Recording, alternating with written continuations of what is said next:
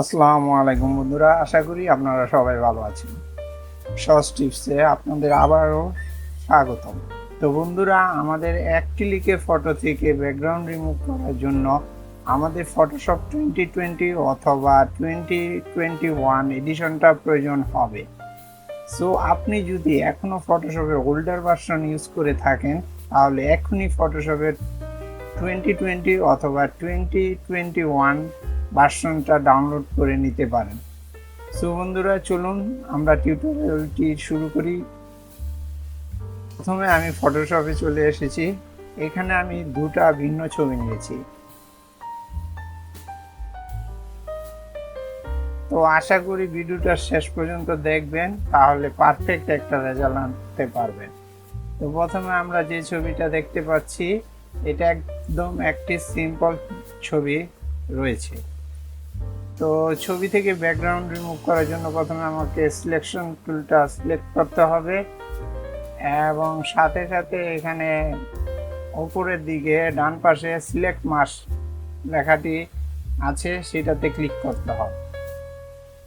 বন্ধুরা, ক্লিক করার সাথে সাথে এখানে আমরা এরকম ট্রান্সপারেন্সি দেখতে পাবো।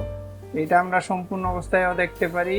সেক্ষেত্রে আমাদের এখানে আস্তে আস্তে একটু একটু কমিয়ে একটা ট্রান্সপারেন্সি এটা একটু কমিয়ে নিতে হবে।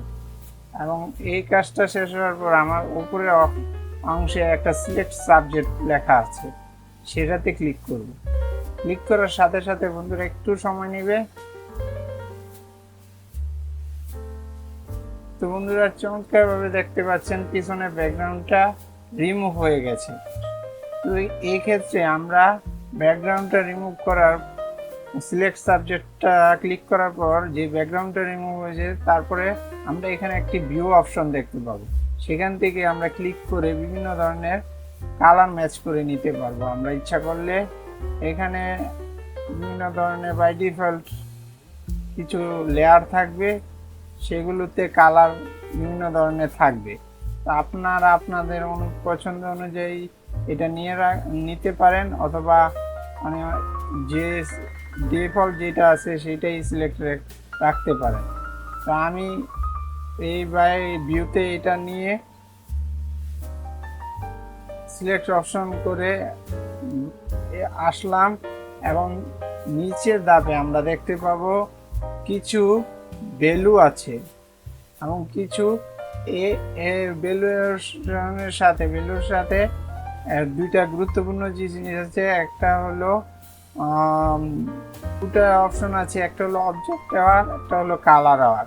তো অবজেক্ট আওয়ারটা কি আর কালার আওয়ারটা কি, সেটা আমাদের জানার জন্য আমাদের ছবিটিতে খেয়াল রাখতে হবে। অনেক ছবি আছে, কিছু ছবি কালার ওয়াইজ আমাদের ব্যাকগ্রাউন্ড রিমুভ করতে হবে, কিছু ছবি আছে আমাদের অবজেক্ট আর রিমুভ করতে হবে। সেই ক্ষেত্রে বন্ধুরা আমি ক্যান্সেল করে একটা বিষয় দেখার চেষ্টা করি, সেটা হলো ক্যান্সেলে ক্লিক করলাম। তো বন্ধুরা, এই ছবিটা যেভাবে আছে এটা একটা সিম্পল ছবি হিসাবে আছে। আমি যে দ্বিতীয় ছবিটা নিয়েছি সেটা দেখতে পাবেন বন্ধুরা, এখানে বিভিন্ন ধরনের কালার ব্যাকগ্রাউন্ড আছে, বিভিন্ন সাইজের ব্যাকগ্রাউন্ড, বিভিন্ন রকমের কালারের ব্যাকগ্রাউন্ড আছে।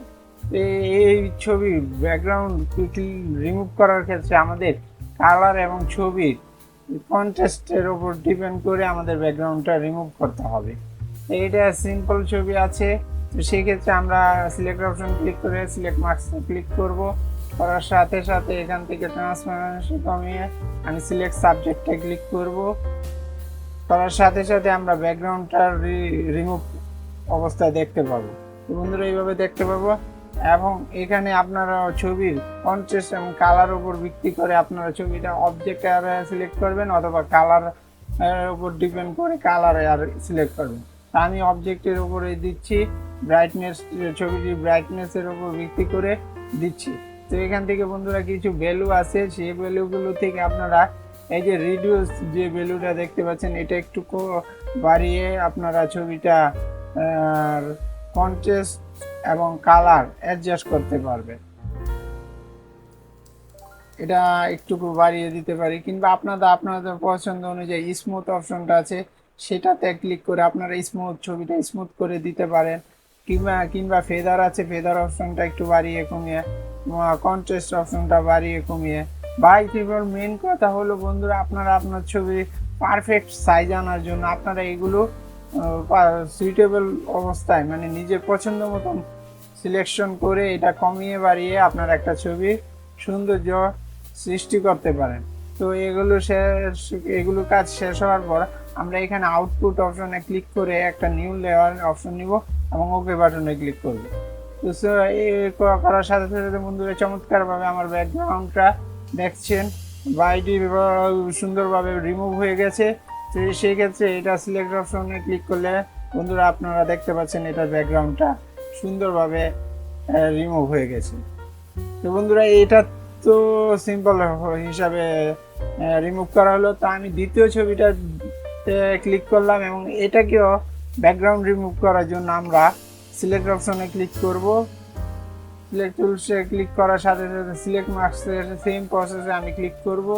করার সাথে সাথে বন্ধুরা এখানে দেখতে পাবেন যে ট্রান্সপারেন্সি যদি এই অবস্থায় 100% থাকে, তা আমরা এখান থেকে কিছুটা ট্রান্সপারেন্সি কমিয়ে সিলেক্ট সাবজেক্টে ক্লিক করব। তো সাথে সাথে বন্ধুরা দেখতে পারবেন এক ক্লিকে ব্যাকগ্রাউন্ডটা রিমুভ হয়ে যাবে। তো এখান থেকে দেখা যায় বন্ধুরা কিছু কিছু ছবির ক্ষেত্রে আমাদের কন্ট্রাস্টটা কিংবা কিছু চুলের কিন্তু কিছু কালারের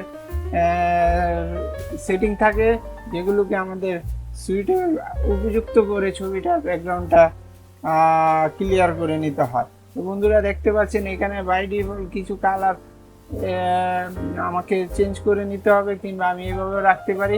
এখানে চুলের যে সেটিং কালারটা ঠিক করতে হলে আমরা বাই ডিফল্ট রিফাইন্ড হেয়ারে ক্লিক করে আমরা সেটিংটা চেঞ্জ করে নিতে পারি, অথবা আমি আগের ছবিটার মধ্যে যেভাবে অবজেক্ট এয়ারে ক্লিক করে অথবা কালার এয়ারে ক্লিক করে আমি ওকেতে দিব, কালার ওয়াইজ ছবিটা কম বেশি করে নিব।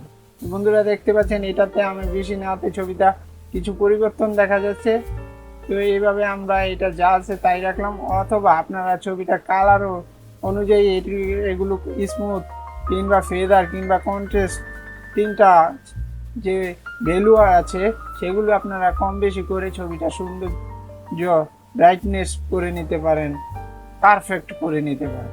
অথবা আপনারা ছবিটার কালার না চেঞ্জ করে সরাসরি অবজেক্টটা সিলেক্ট করে আপনারা বাইরে স্মুথ ফেদার কিংবা কন্ট্রাস্ট একটু কম বেশি করে আপনাদের পছন্দ অনুযায়ী কম বেশি রেখে সেটা আপনারা ব্যাকগ্রাউন্ড রিমুভ করতে পারেন এবং সেখান থেকে নিউ লেয়ার সিলেক্ট করে ওকেতে ক্লিক করবেন। তো বন্ধুরা দেখতে পাচ্ছেন কীভাবে এক ক্লিকেই ফটোশপে ব্যাকগ্রাউন্ড রিমুভ করা যায় এবং পারফেক্টলি করা যায়। আশা করি আপনারা ভিডিওটি দেখে শিখতে পারবেন এবং ভিডিওটি ভালো লাগলে অবশ্যই লাইক কমেন্ট শেয়ার করবেন। ধন্যবাদ সবাইকে।